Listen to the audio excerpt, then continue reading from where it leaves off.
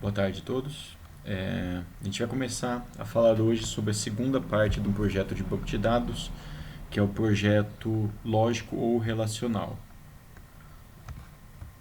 O primeiro é o projeto conceitual, onde nós vimos o modelo entidade relacionamento, onde nós vimos o diagrama entidade relacionamento. Agora nós vamos estar vendo o modelo lógico ou relacional.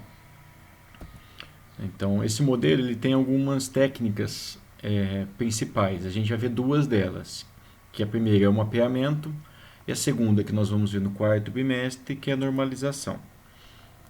O mapeamento, o que ele faz é pegar o diagrama, ele vai transformar o diagrama em todas as relações que a gente chama de tabela, que o banco de dados vai possuir, com todos os campos que ligam essas tabelas. Então a gente vai aprender um conceito muito importante, que é o de chave estrangeira, que vai ser o campo que liga duas determinadas tabelas no banco de dados. A normalização de tabelas, no caso, ela vai estar eliminando inconsistências e redundâncias que já existem nas tabelas. Então a gente vai ver essas técnicas lá no quarto bimestre. Alguns conceitos iniciais, quando a gente fala em relação, é uma tabela que vai ter no banco de dados. Uma tupla, que é um conceito técnico, não precisa se preocupar com o nome tupla, mas é uma linha no banco, na tabelinha específica. Os atributos nós já sabemos, que é cada coluninha que a gente tem na tabela. Domínio do atributo, nada mais que seria os conjuntos possíveis de valores que aquele atributo vai possuir. Então, no caso, quais são os nomes possíveis para eu colocar para o nome? Quais são os sexos possíveis? Aí, no caso, é limitado, que é feminino ou masculino. Então, são só termos técnicos, a gente não precisa se preocupar tanto com essa parte.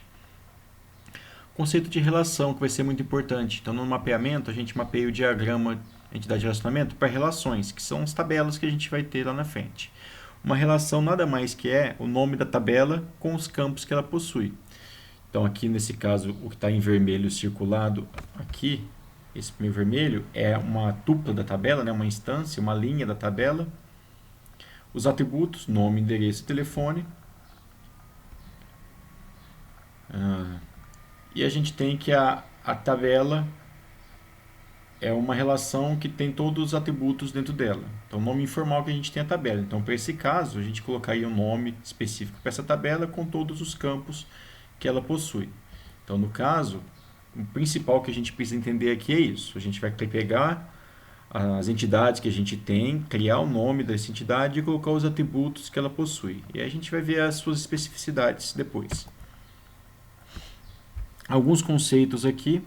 Primeiro conceito, a gente vai ver o conceito de superchave e chave candidata. Chave primária a gente já conhece, que é aquele atributo da tabelinha que identifica cada elemento de forma única. Mas o que é superchave? É qualquer conjunto que identifica de forma única uma linha na tabela. Então vamos supor, aqui nós temos três campos com características de chave primária, o RA, o CPF e o RG. Eles sozinhos vão identificar. Então, por exemplo, a gente tem a tabelinha estudante, a relação estudante, com RA, CPF, nome, sobrenome, RG, idade e sexo. A gente tem que o RA é superchave, o CPF é uma superchave porque tem característica de chave primária, e o RG também. Se eles sozinhos identificam, qualquer outro atributo que eu adicionar a eles, também vai identificar de forma única. Então, o RA junto com o CPF identifica, RA junto com o nome identifica, por quê? O RA sozinho identifica, então qualquer outra combinação também vai identificar. Então, uma superchave é qualquer combinação que identifica de forma única. Não precisa ser o mínimo. O mínimo seria o RA, o CPF e o RG, que a gente vai ver o próximo conceito. Ok? Então, aqui, todas essas combinações que eu estou mostrando são exemplos de superchaves. Agora a gente vai ver o conjunto de chave candidata. O que vai ser? Uma superchave mínima, que consegue identificar de forma única uma linha na tabela. Então, naquele exemplo que nós tínhamos, nós temos que o RA, o CPF e o RG sozinhos, eles conseguem identificar cada elemento de forma única. Então, eles são chaves candidatas. Chaves candidatas a quê? a ser chave primária da tabela. Então, nós temos 3 campos com característica de chave primária. Então, são chaves candidatas. E qual delas a gente escolhe? Vai depender do contexto. Como a gente tem uma tabela aluno, muito provavelmente nós vamos pegar o RA para ser a chave primária da minha tabela. Ok? Vamos pegar o exemplo de um carro, por exemplo, né?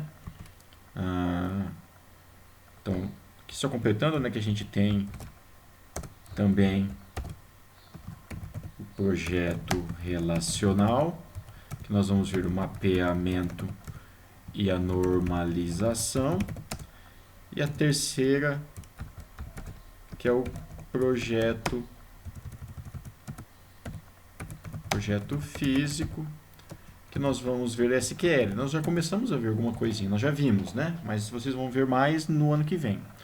Então, vamos pegar uma relação carro, uma tabelinha carro, que possui chassi, Renavan, placa, modelo, ano, cor, preço. Né? Então, se nós formos pensar aqui, o chassi é uma chave candidata, o Renavan é uma chave candidata e a placa, chave candidata. Então, como chaves candidatas, eu tenho chassi, Renavan e placa. Certo? Então, são 3 chaves candidatas. Vou separar aqui cada uma por uma chave para não gerar confusão. Então, são 3 chaves candidatas distintas. Ou seja, esses 3 campos eles têm característica de chave primária. Qual eu vou escolher para ser a chave primária da minha relação? Vai depender da tabelinha específica. Nesse caso, como é uma tabela aluno, eu escolho o RA.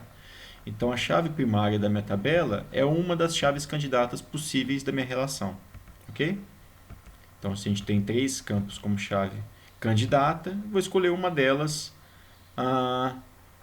para a chave primária da relação. Então, chave primária principal é a chave candidata escolhida da relação. Com relação a referências entre entidades, aqui é um conceito muito importante. A gente tem o conceito de chave estrangeira. Chave estrangeira, aqui a gente tem uma definição mais técnica que estabelece uma restrição de referência entre atributos de 2 tabelas. Né? O que seria a restrição de referência? Uma chave estrangeira é uma chave primária que vem de uma outra tabela. Vai ser esse campo, por isso que é estrangeira. Ele vem de outra tabela. Ele não pertence originalmente na minha tabela. Ele veio de uma outra. Para quê? Para manter a ligação entre essas tabelas. Por isso que está mantendo a restrição de referência. Vamos pegar como exemplo, a gente tem uma tabela de departamento, DM, Departamento Matemática, DC, Computação, DEP, Produção. É a chave primária da tabela departamento. E vamos pegar uma tabela de professor, por exemplo. Então, o professor, originalmente, ele tinha só o nome, o CPF e o telefone. Ok? O departamento aqui, ele veio dos valores da tabela departamento. Então, a coluna débito, na tabela professor, ela é uma chave estrangeira que aponta para a chave primária da tabela departamento. Todos os valores que eu coloco nessa chave estrangeira são valores que tem na chave primária. Eu nunca vou poder colocar um valor aqui que seja um valor que não exista na tabela de onde ele veio, de onde ele aponta. Então, esse campo aqui é minha chave estrangeira que une 2 determinadas tabelinhas. Então, note, o DM aqui é do Departamento de Matemática, o DC, Computação e o DEP de Produção. Não poderia ter um EC, por exemplo, aqui de Engenharia Civil. Por quê? Não tem lá na minha tabela departamento original. Então, todo valor que eu coloco na chave estrangeira tem que ser valor que está na chave primária da tabelinha. Então, o débito aqui é minha chave estrangeira. Antes da gente entrar no mapeamento, só falar de algumas referências aqui de integridade, restrições. Integridade de entidade. Nenhum componente de chave primária pode ter valor nulo. Então, para toda entidade que eu tenho, a chave primária não pode ter valor nulo. A gente já discutiu em aulas anteriores. Integridade referencial. Uma chave estrangeira aponta para um valor de uma chave primária. E restrição de integridade de unicidade. Uma chave primária não pode ter valores repetidos. A gente já sabe disso. Tá?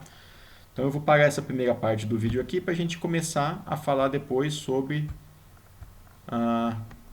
o mapeamento. Ok?